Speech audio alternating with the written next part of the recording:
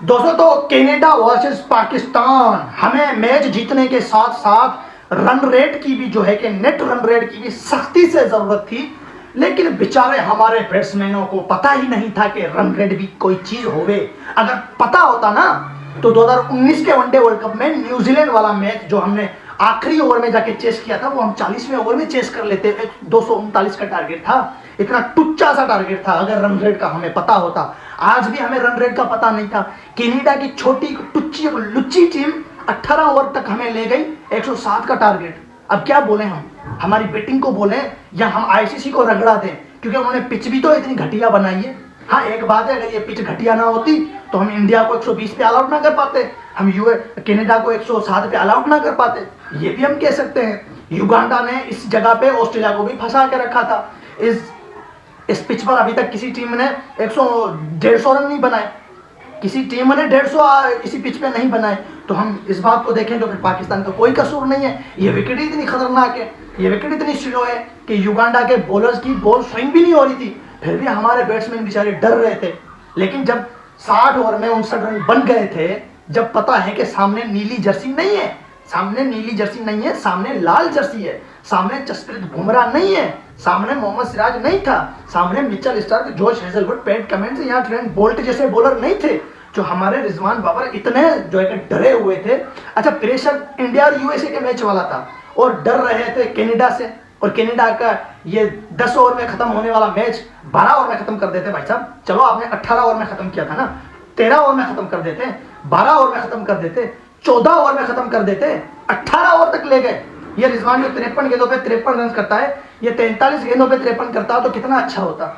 और ये बाबर ने 33 गेंदों पे 33 करे, अगर 33 गेंदों पे 43 करता तो 12 ओवर 11 ओवर में पाकिस्तान का टारगेट चेस कर सकता था। लेकिन हमारे बेचारे जो है ये रन रेट को भूल जाते हैं।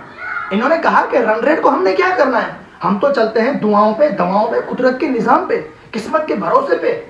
हाँ, खुद चल के आएगा तो हम पकड़ लेंगे, बाकी दूर दराजी से हम हाथ नहीं फैला सकते। ये कुदरत के निजाम को इन्होंने अपने गले में डाल दिया है, दुआओं को दवाओं को इन्होंने अपने गले में डाल दिया है। क्यों? क्योंकि रन रेट को हमने क्या करना है, हमने मैच जीतना है। बाकी जो रन रेट का हिसाब है वो कुदरत के निजाम पे हमारा कुछ ना कुछ हो जाएगा, कुछ ना कुछ बनेगा आज।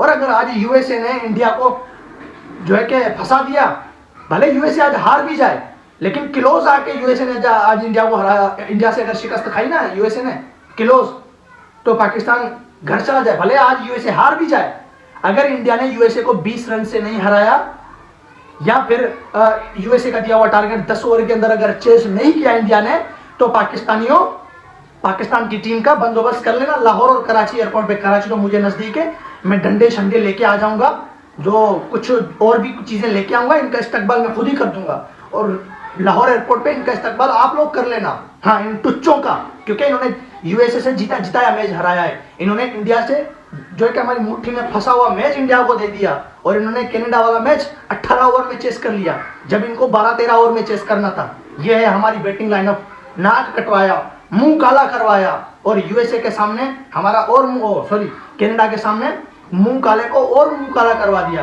कि इस जीत पर हम खुशी का इजहार करें या हम रोएं।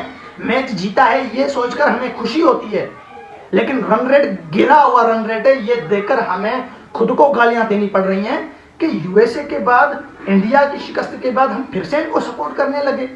जिम्बाब्वे से हारे, हमने कहा चलो कोई बात नहीं है, क्रिकेट होता रहता है। अफगानिस्तान से हारे, हमने कहा चलो कोई बात नहीं, होता रहता है। फिर न्यूजीलैंड की स्कूल टीम से हम हारे, बोलते हैं कि चलो कोई बात नहीं, होता रहता है। फिर आयरलैंड से जब हम हारे तब भी हमने यही कहा, क्रिकेट है, चलो कोई बात नहीं, होता रहता है। लेकिन जब यूएसए से हारे तो हमने कहा ये होता रहता नहीं है, ये पनौती हैं, ये किसी काम के नहीं है, ये नल्ले हैं, ये छक्के हैं सारे के सारे। इतना भी नहीं है कि यूएसए जैसी टीम से हार गए और कनाडा जैसी टीम का टारगेट जो है कि 18 ओवर तक ले गए, वो भी 107 का टुच्चा टारगेट। ये होता रहता नहीं है, ये हर बार हम होता रहता नहीं बोलेंगे। हाँ, अब हमने उम्मीदें इंडिया के ऊपर लगा दी हैं। जिस इंडिया की हारने की दुआएं करते हैं हम, आज उसी इंडिया की जीत की दुआएं मांग रहे हैं कि यूएसए को अगर इंडिया पहले बैटिंग करे तो यूएसए को 200 का टारगेट दे दे, अगर इंडिया बाद में बैटिंग करता है तो यूएसए का दिया हुआ टारगेट जितना भी हो कोई बड़ा टारगेट है तो 15 से पहले चेस कर लो, अगर छोटा है तो 10 से पहले चेस कर लो। अब हमने उम्मीदें इंडिया में लगा रखी हैं, जो हमारा दुश्मन मुल्क है। हमारे अपने तो कुछ भी नहीं कर पाते। ये आजम खान, इससे अपना वजन नहीं उठता। ये बुढ़ा आईने में देख के बोलता है कि मैं अभी 20 साल का हूँ। ये रिजवान, इससे छक्का नहीं लगाया जा सकता। फौजी हमारा जब टीम टूर्नामेंट से बाहर चली जाती है, फिर हमारा फौजी जो है कि सेंचुरी करने आ जाता है। किसी से कुछ नहीं हो रहा, कोई कुछ नहीं कर रहा। हमारे अपनों की परफॉर्म हमारे गले में लटकी हुई है। तो फिर हमारी उम्मीदें इंडिया में आज लटकी हुई हैं कि इंडिया वाले भाइयों कुछ कर दो हमारे लिए। और इंडिया की जो आवाम है वो आज यूएसए को सपोर्ट कर रही है, और हम जो है कि इंडिया की टीम को सपोर्ट कर रहे हैं। कैसा कैसा वक्त आ गया है हमारे ऊपर। ये मेहरबानियां हैं हमारे बाबर, रिजवान, शाहीन, नसीम, फखर, हमारे चाचा, हमारे साइम, 9 लोग शॉट मारने वाला, जिसको खुद को पता नहीं है कि मैंने जो शॉट मारा है वो जाएगा कहाँ।